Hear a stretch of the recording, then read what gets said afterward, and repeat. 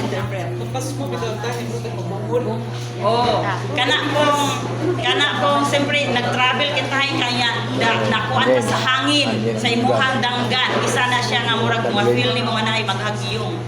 Hindi murag kana nay murag bungog imuhang murag bungol. Puno na yung kayo dalawa ng panuhot, di ba? Bukuan mo sa atong ears. So sa ears kuno is ang magbalansi daw ta sa atong hearing o kanang magbalance ta sa ato ang pandungog. Yun. So unsa pa, it is mainly concerned with detecting, transmitting and transducing sound. Kakuan jud ta og sound.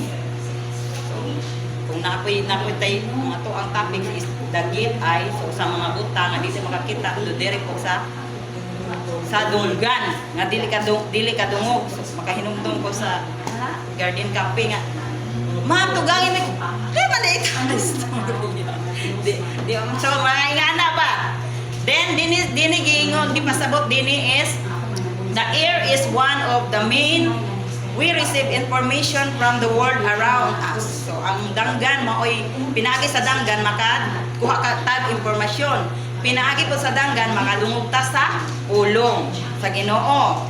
A gate is any means of access. The ear gate is those a sensor to be what do we with the information received run out of to discard. So pinaagi ko no sa atong danggan anha ta makakuha og ini information sakto ba or dili ba.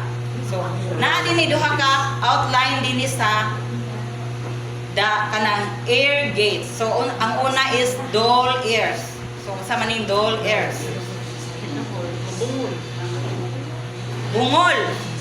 Nagpabungol-bungol ba tas